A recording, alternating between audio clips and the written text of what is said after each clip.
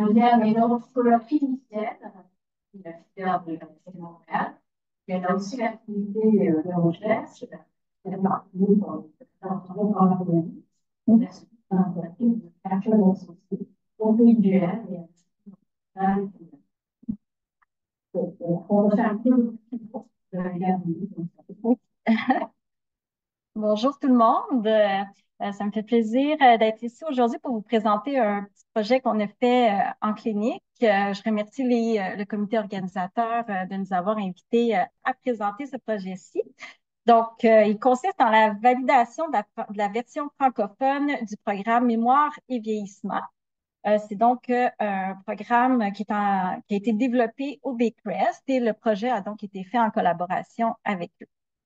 Donc, le programme Mémoire et vieillissement, en quoi ça consiste? En fait, c'est un programme qui existe depuis quand même de nombreuses années, qui est un programme échelonné sur 5 semaines en groupe, des groupes d'environ 5 à 10 personnes.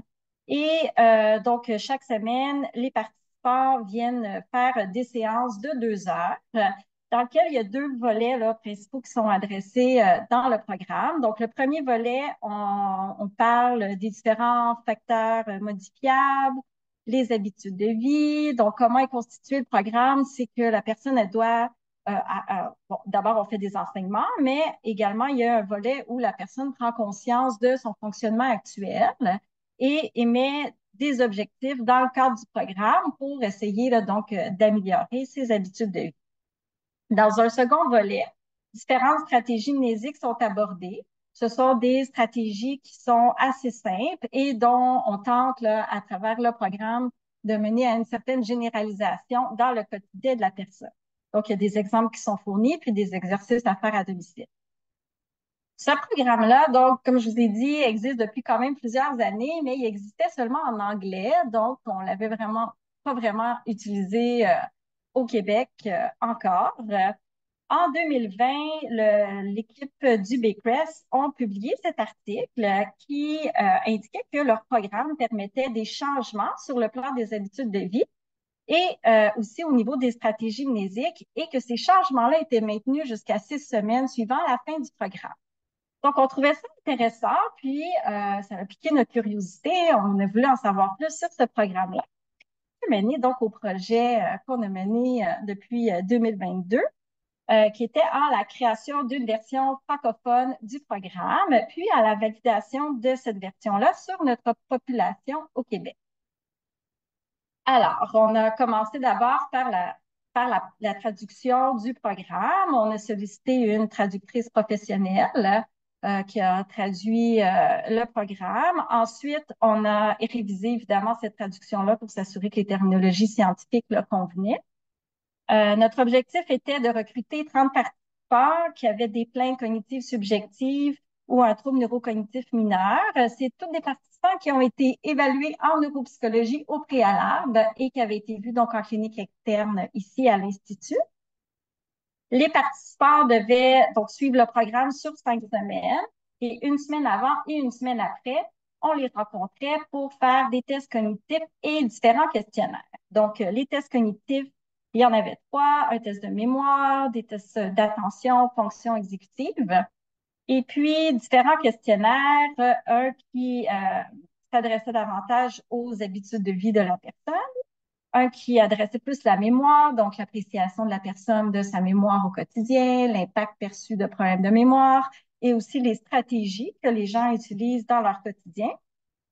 Il y avait un questionnaire des connaissances de la personne sur la mémoire et aussi un questionnaire, en fait, c'était 6 mises en situation où on demandait à la personne de générer des solutions, des stratégies qu'il utiliserait dans ces situations-là. Donc, ces questionnaires-là ont été passés avant et après le programme. Donc, notre objectif était d'avoir 30 participants, mais malheureusement, on a pu retenir pour les analyses seulement 22 participants parce que, bon, en 2022, on était encore en situation de COVID. On a pu quand même l'essentiel par exemple, en cours de et sont portables en cadre donc qui ont abandonné le programme en cours de route. Donc, ça nous a laissé analyser avoir 100% de femmes, 100% d'hommes. L'âge moyen était de 76 ans. Ils étaient scolarisés. Alors, au niveau des résultats, on n'a pas trouvé d'effet là, sur les tests cognitifs en pré et en post, ce qui est quand même pas surprenant parce que c'est pas un programme qui vise vraiment là, à stimuler certaines fonctions cognitives précises là, pour voir une amélioration. C'est aussi des participants qui avaient peu ou pas de troubles cognitifs initialement, donc c'est sûr qu'à ce niveau-là, c'est plus difficile là, d'identifier un effet de l'intervention. Par contre, au niveau des questionnaires, on a eu des résultats intéressants. Donc, juste pour vous indiquer, étant donné qu'on avait beaucoup d'analyses, on a utilisé un P de 0,007 pour corriger pour les comparaisons multiples. Et donc, on obtenait une tendance vers l'utilisation chez les participants de manière plus fréquente de bonnes habitudes de vie dans leur quotidien. Donc, ça reproduisait ce que donne la version anglaise du programme. On a également trouvé une utilisation plus fréquente de stratégies de gestion du stress. Ce programme-ci a un volet là, qui s'adresse vraiment à comment mieux gérer le stress. Donc, on apprend des stratégies là, de respiration profonde, de relaxation. Donc, ce volet-là semble avoir vraiment été utile là, pour les participants il rapportait à la fin donc une utilisation plus fréquente de ces stratégies-là dans leur quotidien. On a également obtenu, en fait, les participants rapportaient une utilisation plus fréquente des stratégies de mémoire dans leur quotidien. Également, au niveau des mises en situation, les participants ont généré en post-test plus de stratégies en réponse aux mises en situation. Donc ça, je trouve que c'était quand même un résultat intéressant. Initialement, ils généraient environ 1 à 2 solutions par mise en situation, mais à la fin du programme, leur boîte à outils était plus grande, puis est en mesure de spontanément générer beaucoup plus de stratégies. Ça ne faisait pas partie de la consigne de générer le plus de stratégies possibles. C'était vraiment spontanément qu'ils l'ont fait. Donc, le programme a franchement aidé là, à les mener à avoir une plus grande fluence stratégique, si on veut, là, face à différentes situations de leur quotidien qui pourraient être confrontés dans leur quotidien. Également, le questionnaire de connaissances sur la mémoire a démontré qu'il y avait gagné plus de connaissances sur leur mémoire après le programme, ce qui n'est pas surprenant, mais au moins ça démontre que le programme a eu l'effet là, de faire les apprentissages escomptés. Alors, on peut conclure que la version francophone permet des changements dans les habitudes de vie des participants et l'intégration de stratégies mnésiques dans le quotidien. Donc, on a répondu là, aux besoins là, de valider là, ce programme-ci, cette version francophone-là sur notre population. L'appréciation des participants était de 8 sur 10, donc ils ont quand même assez bien apprécié le programme. Les commentaires qu'ils ont soumis, c'était qu'ils auraient aimé en avoir plus.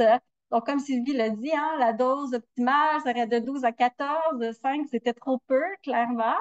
Et donc, il aurait voulu là, en continuer à avoir plus de rencontres puis en savoir plus. Un second commentaire, c'était d'impliquer les proches. Donc, souvent, on les oublie dans nos programmes d'intervention. On va s'adresser davantage aux participants. Mais par contre, d'eux-mêmes, là, ils rapportent que ça peut être utile d'avoir leurs proches, surtout pour les enseignements sur les changements des habitudes de vie. Parce que des fois, de faire des changements à deux, c'est beaucoup plus motivant que de le faire seul. Puis aussi, s'ils commencent à avoir des petits troubles cognitifs, ben, c'est plus facile de les mettre en application quand le proche est présent. Donc, c'est vraiment un commentaire qui était pertinent puis qui a été rapporté là, par plusieurs personnes. Cette étude comporte quand même plusieurs limites, dont la taille de l'échantillon qui limitait notre puissance statistique. Et puis, on n'a pas inclus de groupe contrôle, donc c'est sûr encore là que ça limite la portée de nos conclusions. Donc, le programme Mémoire et vieillissement paraît être un programme assez intéressant pour l'utilisation sur notre population francophone. Selon une étude qui a été publiée là, dans les derniers jours, les facteurs qui influenceraient le plus la motivation à changer des habitudes de vie des personnes sont être une femme, avoir un plus haut degré de scolarité et avoir plus de connaissances sur le vieillissement et la mémoire. Donc, un programme comme le mémoire et vieillissement permet quand même d'obtenir plus de connaissances, donc de potentiellement mener à une plus grande motivation à changer les habitudes de vie. Notre taille d'échantillon était trop petit pour qu'on puisse comparer là, s'il y avait un effet de sexe entre les hommes et les femmes. Mais ça mène quand même à se poser la question de qu'est-ce qui se passe avec vous, les hommes. Donc, à réfléchir à cette question, puis voir s'il n'y a pas des approches différentes qu'on pourrait faire en fonction des sexes pour optimiser nos interventions. Mais donc, avec la multiplicité des différents programmes d'intervention, que ce soit non pharmacologique ou pharmacologique, je pense qu'il y a vraiment un élan là, vers des interventions qui sont efficaces puis qui sont utiles pour les patients, qui adressent vraiment les troubles neurocognitifs majeurs.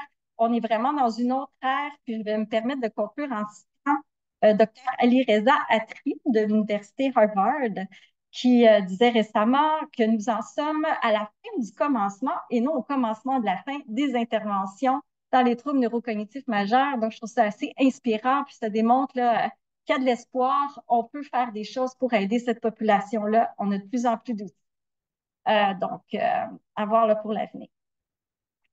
Donc, je vais juste conclure en remerciant les différents collaborateurs, dont Camille Larson-Dupuis, qui a été notre animatrice des différents groupes. Donc, merci à tout le monde et merci au CAREC pour le financement du projet. Merci.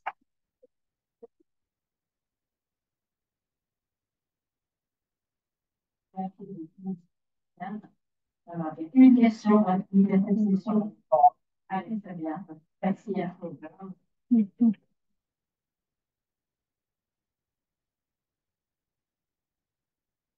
C'est placé, mais il semble que c'est un programme qui fait bien à distance ou en hybride. Peut-être la première ou la dernière rencontre, c'est dans le web, mais combiné, donc moins de déplacements. Vous avez réfléchi à ça. Puis est-ce qu'au BFS, ils l'ont adapté? Oui. Oui, donc dans le cadre de la pandémie, eux, on fait les études pour le faire en télépratique et puis ça s'est démontré être aussi valide, là. Mais nous, pour vraiment pouvoir valider la version plus initiale, on a voulu le faire en présentiel uniquement. Mais c'est ça, c'est venu avec différents enjeux, malheureusement. Ah, peut-être juste pour compléter, par contre, en télépratique, c'était beaucoup plus difficile à transmettre les interventions, donc les groupes devaient être plus petits qu'en présentiel. Donc, ça, c'était une limite là, de la modalité. Ouais. Ben, merci beaucoup. Merci.